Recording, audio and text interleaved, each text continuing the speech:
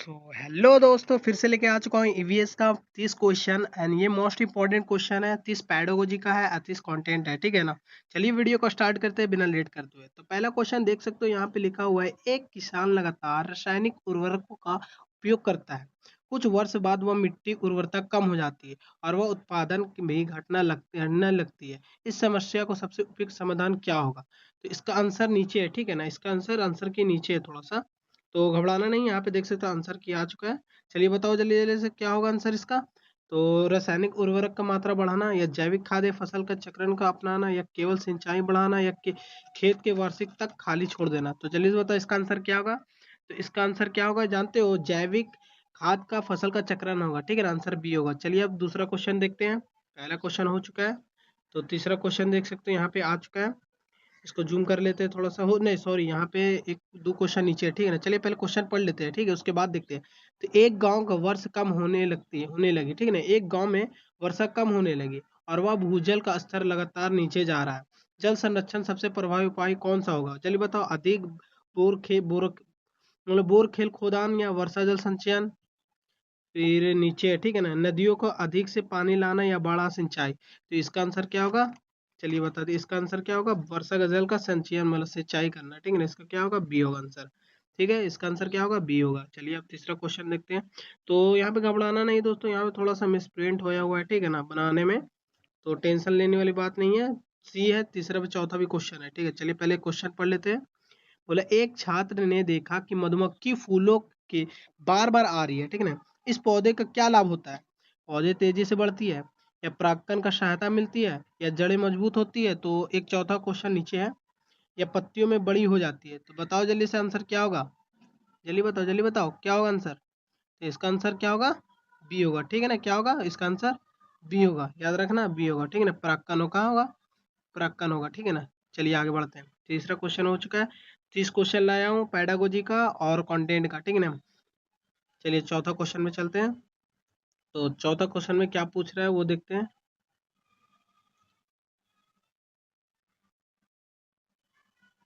तो चौथा क्वेश्चन पूछ रहा है, देख सकते हो यहाँ पे, कि रेगिस्तान में रहने वाले ऊंट चौड़े और कुबड़े किसका उदाहरण है? मतलब रेगिस्तान में जो रहने वाले ऊंट होता है चौड़े पैर के, और कुबड़े किसका है? जलीय अनुकूलन का या रेगिस्तान अनुकूलन का? ये तो सिंपल आंसर है। किसका है? ये रेगिस्तान अनुकूलन का, ठीक है ना। रेगिस्तान का अनुकूलन का, ये तो सभी को पता होगा रेगिस्तान के बारे में। इसको रेगिस्तान में ऊंट को क्या बोलता है? जहाज बोलता है, ठीक है ना। रेगिस्तान का जहाज बोलता है उसको।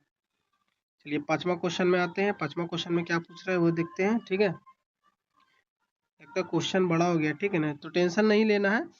नीचे हम आंसर दिखाते जाऊंगा। पहले, यदि किसी क्षेत्र में बड़े पैमानों पर पेड़ों की कटाई कर दी जाए तो सबसे पहले कौन सा समस्या उत्पन्न होगी? मतलब बोल रहा है यहाँ पे किसी भी क्षेत्र में बड़े पैमानों पर पेड़ कटाई कटाई कर दी तो क्या इसका समस्या होगा? जैव विविधता बढ़ेगा, या मृदा अपरदन बढ़ेगा, या भूजल बढ़ेगा, या देख सकते हो नीचे क्वेश्चन है, या वायु प्रदूषण समाप्त होगा। तो चलिए इस बार इसका आंसर क्या होगा। तो इसका आंसर होगा मृदा अपरदन बढ़ेगा, ठीक है ना, मिट्टी का कटाव बढ़ेगा। चलिए अब हो गया, पांचवा क्वेश्चन हो गया। ज्यादा क्वेश्चन नहीं है, छठवां क्वेश्चन में चलते हैं। तो टेंशन नहीं लेना, यहाँ पे थोड़ा सा मिसप्रिंट होया हुआ है, ठीक है ना। तो अगले बार में से मैं सही करके लेकर आऊंगा। एक परिवार के खुले कचरे जलाता है, ठीक है ना। एक परिवार क्या करता है? खुले में कचरे जलाता है। इससे बहुत अधिक प्रकार का प्रदूषण बढ़ता है, ठीक है। अगर कोई भी चीज आप जलाते हो तो उसका प्रदूषण तो बढ़ेगा ही बढ़ेगा। चलिए इसका आंसर देखते हैं क्या होता है। तो यहाँ पे देख सकते हो, यहाँ पे बोल रहा है जल प्रदूषण होगा, या वायु प्रदूषण होगा, या मृदा प्रदूषण होगा, या ध्वनि प्रदूषण। ये तो आसान था क्वेश्चन, ये तो सभी बता देगा, वायु प्रदूषण, ठीक है ना। चलिए अब आगे बढ़ते हैं सातवां क्वेश्चन में। तो सातवां क्वेश्चन में क्या पूछ रहा है? तो सातवां क्वेश्चन में पूछ रहा है कि किसी भी क्षेत्र में मधुमक्खी का समाप्त हो जाए तो सबसे अधिक प्रभाव किस प्रक्रिया पर पड़ेगा? श्वसन पर, परागकण पर, या वाष्पोत्सर्जन पर, या अनुकरण पर? चलिए बताओ किस पे पड़ेगा। तो ये पड़ेगा किस पे? अनुकरण पर। किस पे करेगा? ये सॉरी, परागकण पर पड़ेगा। परागकण, परागकण तो आप पढ़े होगा, पुंकेसर, परागकण, ये सब तो ईवीएस का मोस्ट इंपॉर्टेंट क्वेश्चन है, ठीक है ना। तो ये सब आप जल्दी से नोट्स कर लेना, ठीक है ना। और ये जरूर बताना कि आपका जो भी ये देखते हो वीडियो, उसका मतलब आपके कितना बनता है, ठीक है ना, ये जरूर बताना। चलिए अब देखते हैं यहाँ पे।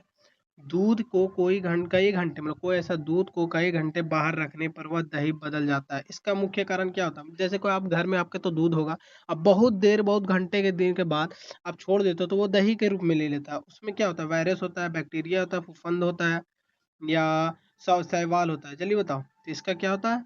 बैक्टीरिया होता है। क्या होता है? बैक्टीरिया होता है, ठीक है ना, बैक्टीरिया होता है। आंसर बी होगा, ठीक है। चलिए अब आगे बढ़ते हैं, 9वां क्वेश्चन में आ गए। 9वां क्वेश्चन क्या पूछ रहा है, चलिए देखते हैं।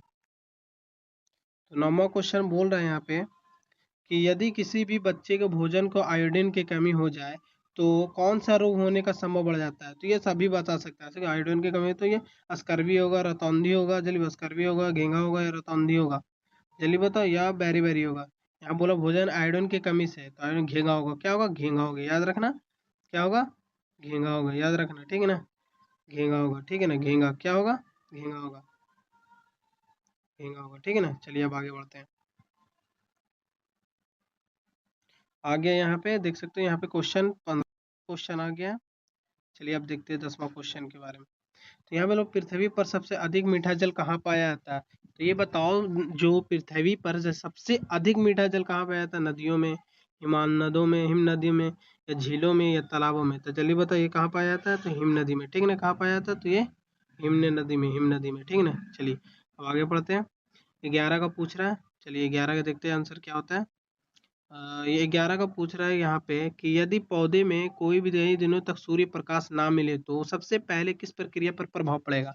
यहाँ बोल रहा है यदि कोई ऐसे पौधे, जैसे मान लो कोई ट्री है, उस पर अगर सूर्य का प्रकाश ना पड़े तो उससे सबसे पहले प्रभाव क्या पड़ेगा? श्वसन में, या प्रकाश संश्लेषण में, या वाष्पोत्सर्जन में, या अनुकरण में? तो ये किस पे पड़ेगा? तो ये तो वाष्पोत्सर्जन में, ठीक है ना, प्रकाश संश्लेषण में, सॉरी प्रकाश संश्लेषण में पड़ेगा, ठीक है ना, प्रकाश संश्लेषण में पड़ेगा।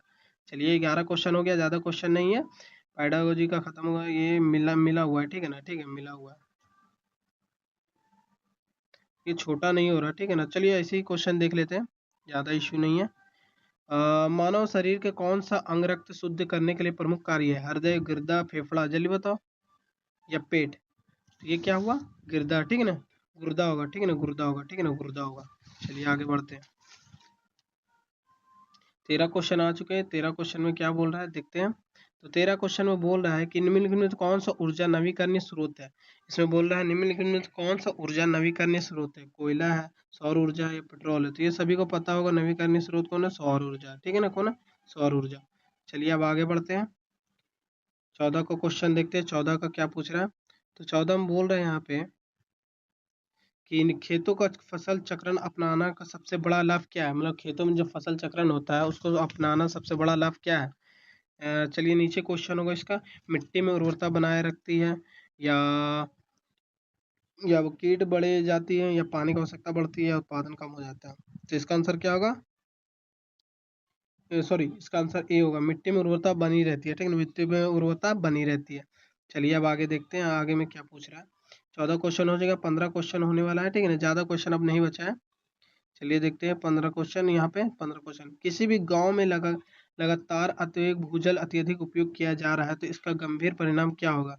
भूजल स्तर बढ़ जाएगा, भूजल स्तर घट जाएगा, या वर्षा बढ़ जाएगा? तो इसका आंसर आसानी से बता सकते हो, यहाँ पे क्या होगा? बी होगा, ठीक है ना, बी होगा।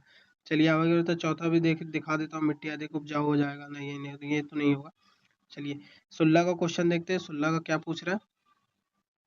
तो 16 पूछ रहा है यहाँ पे, टीचर बच्चों को विद्यालय में बगीचों में जाकर पौधा का अवलोकन कराता है तो वो किस प्रकार का शिक्षण विधि है? तो जैसे मान लो कोई ऐसा बच्चों को अगर कहीं भी मतलब लेके जाएंगे और बच्चों को दिखाएंगे तो ये किस तरह का विधि है? तो ये क्या है? अनुभव आधारित विधि, ठीक है ना, अनुभव आधारित विधि होगा, आंसर बी। चलिए अब आगे बढ़ते हैं, ये तो आसान था। और यहाँ पे 17 क्वेश्चन में आ चुके हैं। 17 क्वेश्चन में देखते हैं, एक बच्चे गलत उत्तर देता है, ठीक है ना, टीचर उसे डांटने के बजाय उसे विचार चर्चा करता है और सिद्धांत दर्शाता है, तो ये क्या हुआ? इसका आंसर क्या होगा? दंड आधारित शिक्षा, या रूटी आधारित शिक्षा, मतलब पूछ रहा है यहाँ पे दंड आधारित शिक्षा, या रूटी आधारित सीखना अवसर मनाना, या प्रतियोगिता आधारित शिक्षा, या रटना? तो ये रटना नहीं होगा, न दंड दे सकते हो, ना बच्चों को प्रतियोगिता में यहाँ पे शिक्षा दिला सकते हो, तो इसका आंसर क्या होगा? बी होगा, ठीक है ना, ये होगा बी होगा, आंसर क्या होगा? बी होगा। चलिए ये तो आपको पता ही होगा। अब चलिए देखते हैं 18वां क्वेश्चन क्या पूछ रहा है। तो 18वां क्वेश्चन बोल रहा है यहाँ पे कि ईवीएस को पढ़ाते समय टीचर बच्चों को अनुभव को चर्चा शुरू करता है, इसका उद्देश्य क्या है? मतलब ऐसा कोई बच्चा, मतलब टीचर है, ठीक है ना, और टीचर बच्चों को पूर्व अनुभव, पहले से कोई चीज सीखा है उसके बारे में वो पहले चर्चा करता है, फिर उसके बाद उसको सिखाता है, तो इसका उद्देश्य सबसे पहले क्या होता है? इसका क्या बेनिफिट होता है? समय बिताना, नए ज्ञान को पूर्व ज्ञान से जोड़ना। तो ये तो सभी बता देगा, इतना आसान क्वेश्चन, नए ज्ञान से पूर्व ज्ञान से जोड़ना। ना केवल तो कभी नहीं होगा, गृह काम तो कभी नहीं होगा, समय भी बिताना कभी नहीं होगा। चलिए अब आगे बढ़ते हैं, 18 क्वेश्चन हो गया और ज़्यादा क्वेश्चन नहीं है अब। तो यहाँ पे ईवीएस के बारे में पूछ रहे हैं यहाँ पे। तो यहाँ बोला ईवीएस के परियोजना प्रोजेक्ट वर्क का मुख्य उद्देश्य क्या है। यहाँ पे कोई भी प्रोजेक्ट देते हो बच्चों के लिए, मुख्य उद्देश्य क्या है, ठीक है ना। रटने में क्षमता बढ़ाना, समस्या समाधान खोज क्षमता विकसित करना, या केवल लिखावट सुधारना, या केवल परीक्षा तैयार नहीं। केवल जहां भी दिखे तो वोट कट गया, तो मतलब इसका आंसर क्या होगा, इसका आंसर होगा क्या, जल्दी बताओ, इसका आंसर क्या होगा, बी होगा, ठीक है ना। इसका आंसर समस्या समाधान के खोज का क्षमता को विकसित करना। चलिए 19 क्वेश्चन हो गया है, अब चलते हैं 20वां क्वेश्चन में। अब ज्यादा क्वेश्चन ही है, 10 क्वेश्चन है। तो 10 क्वेश्चन, उससे पहले मैं आपको बताना चाहता हूँ, अगर हमारे चैनल पे नए हैं तो प्लीज हमारे चैनल को सब्सक्राइब कर लो। अगर इसी तरह से आपको प्रैक्टिस चाहिए, सेट चाहिए, तो मैं प्रैक्टिस सेट लेते रहता हूँ। ये बिना ये है दोस्तों, यहाँ पे पीवाईक्यू मैं नहीं कर रहा हूँ, न्यू न्यू क्वेश्चन ला रहा हूँ और जेनवन ला रहा हूँ, कि इससे क्या होगा, आपका प्रैक्टिस बहुत अच्छा हो जाएगा। चलिए 20वां क्वेश्चन देखते हैं, 20वां क्वेश्चन में क्या बोल रहा है। तो 20वां क्वेश्चन बोल रहा है कि ईवीएस का फील्ड विजिट के सबसे महत्वपूर्ण उद्देश्य क्या है। मतलब कोई भी ऐसा फील्ड विजिट कराते हो बच्चों को, इसका सबसे उपयुक्त ये क्या है। तो क्या है, चलिए ये तो आसानी से बता सकते हो, वास्तविक जीवन के अनुभव को प्रदान करना, ठीक है ना। बच्चों को मनोरंजन तो नहीं होगा, समय बिताना तो भी तो नहीं होगा, और अंक देना, तो अंक तो इसमें कोई टेंशन ही नहीं है, अंक तो यहाँ कुछ बात ही नहीं हुआ। एनसीएफ के बारे में पूछ रहा है, चलिए एनसीएफ के बारे में देखते हैं। तो एनसीएफ बोल रहा है, एनसीएफ 2005 के अनुसार ईवीएस शिक्षण का मुख्य आधार क्या है। पाठ्य पुस्तक का, बच्चों का अनुभव प्रवेश का, परीक्षा का, या परीक्षा का, या कुछ और का, सॉरी यहाँ पे नीचे होगा, या गृह कार्य का। तो इसका आंसर क्या होगा, बच्चों का अनुभव का, ठीक है ना। इसका क्या आंसर क्या होगा, इसका आंसर क्या होगा, चलिए बताओ, बच्चों का अनुभव का प्रवेश का, बच्चों को अनुभव का प्रवेश का होगा।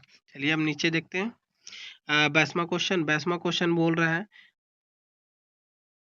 ईवीएस का सबसे उपयुक्त मूल्यांकन कौन सा है। ईवीएस में सबसे उपयुक्त मूल्यांकन कौन सा है पूछ रहा है। तो यहाँ पे 4 क्वेश्चन नेट के क्वेश्चन के बारे में, ये तो सभी को पता ही होगा, ओपन एंड वाला। तो यहाँ पे पूछ रहा है ईवीएस को खुले प्रश्न, ओपन एंडेड प्रश्न उद्देश्य क्या है। मतलब ओपन एंडेड मतलब खुले प्रश्न है, ठीक है ना। तो इसका नीचे है, रटने की क्षमता को बढ़ावा देना, रटने की क्षमता को बढ़ावा देना, या चिंतन तर्कशीलता विकसित करना, या केवल परीक्षा लेना, या समय व्यतीत करना। ये तो कट गया, ये भी कट गया, मतलब चिंतन मतलब क्रिएटिविटी, मतलब चिंतन का इसका विकसित करना, ठीक है ना। बच्चों को माइंड यहाँ पे विकसित होगा, ठीक है ना इससे। चलिए अब देखते हैं यहाँ पे 27 क्वेश्चन, ज़्यादा क्वेश्चन नहीं है, अब हो गया, मतलब एंड होने वाला है। तो वीडियो को फुल वॉच कर लो अभी, और देख सकते हो, प्रैक्टिस कर लो और कमेंट में जरूर बताना। ईवीएस में पोर्टफोलियो का उपयोग के लिए किया जाता है। मतलब ईवीएस में जो पोर्टफोलियो होता है उसका उपयोग किस लिए किया जाता है। क्या उपस्थिति दर्ज करने के लिए, या बच्चों को परिवर्तन रिकॉर्ड करने के लिए, या दंड देने के लिए, या जल्दी बताओ, या कुछ और करने के लिए, या यहाँ पे देख सकते केवल अंक देने के लिए। तो केवल तो नहीं होगा, तो मतलब इसका आंसर क्या होगा, बी होगा, ठीक है ना। क्या होगा, इसका आंसर बी होगा।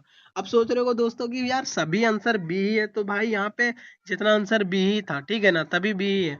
अगर चाहता तो मैं क्वेश्चन जो इधर उधर भी रख सकता था, बट यहाँ पे मेरे से भी गलती हुआ है, ऐसा नहीं है। आइंदा ध्यान रखूंगा और आंसर में अलग अलग कर दूंगा, ठीक है ना। बस आज के लिए बस इतना ही करूंगा, ठीक है ना। अबर से मैं मतलब ध्यान रखूंगा।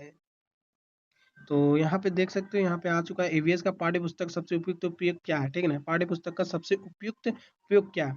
उसी ही ज्ञान का एकमात्र तो नहीं होगा, कट जाएगा। उनके शिक्षण के संसाधन से एक मानना, या केवल परीक्षा, तो ये भी नहीं होगा, कट जाएगा। या केवल गृह कार्य, ये तो मतलब इसका आंसर क्या होगा, बी ही होगा, ठीक है ना। इसका आंसर क्या होगा, बी होगा, ठीक है ना। इसका आंसर क्या होगा, बी होगा। चलिए अब आगे देखते हैं 29 क्वेश्चन, एक क्वेश्चन और हो दोस्तों, अब ज्यादा नहीं है, एक क्वेश्चन और है, ठीक है ना। एक क्वेश्चन देख लो, 2 क्वेश्चन और है, बस ज्यादा नहीं है। ईवीएस के बच्चों के द्वारा प्रश्न पूछने के लिए टीचर को क्या प्रोसेस करता है। अनुशासन बनाए रखना, या जिज्ञासा विशेष विकसित करना। मतलब जहां बड़ा दिखे आंसर वहां लगा दो ना। चलो बी आंसर होगा इसका। चलिए अब आगे बढ़ते हैं, लास्ट क्वेश्चन है इस क्वेश्चन का। ईवीएस का अंतिम उद्देश्य क्या है पूछ रहा है, ईवीएस का अंतिम उद्देश्य क्या है बोल रहा है यहाँ पे, इन्वायरमेंट का ईवीएस का अंतिम उद्देश्य क्या है। तो इसका आंसर नीचे है, केवल परीक्षा अंक प्राप्त करना, नहीं, या बच्चों को समझा परिवर्तन, मतलब समझ लो यही है, केवल नहीं होगा, केवल नहीं होगा, मतलब इसका आंसर बी होगा, ठीक है। इसका आंसर बी होगा। तो दोस्तों, तो वीडियो आपको कैसा लगा प्लीज़ कमेंट में ज़रूर बताओ। अगर आपको ये वीडियो पसंद आया तो दोस्तों को भी शेयर कर देना, और दोस्तों को भी फ़ायदा हो जाएगा, सीटेट अच्छा से क्लियर कर लेगा। अब मैं ये नहीं कहूँगा कि भाई ये वीडियो सभी को शेयर करो, भाई चाहो तो आप सीटेट अपने दोस्तों को भी शेयर कर सकते हो। ये मैं प्रैक्टिस करा रहा हूँ, ठीक है ना। इससे क्या होगा, आपका नॉलेज बढ़ेगा, आपको ये समझ आएगा नहीं मैं प्रैक्टिस कर रहा हूँ, और वहाँ जहाँ एग्जाम बैठोगे ना वो आसानी से यहाँ पे टिक मार के आ जाओगे, गुला करके आ जाओगे, ठीक है ना। अगर आप चाहो तो यहाँ पे मैं हिंदी मैथ कोई भी, अगर आप कमेंट करो कि बस सर ये चाहिए हमको, ये वाला दोस्त ये चाहिए, ये मतलब ये सब्जेक्ट का चाहिए। तो दोस्तों आज के वीडियो में इतना ही, मिलते हैं फिर एक नेक्स्ट वीडियो में, तब तक के लिए टेक केयर, बाय बाय।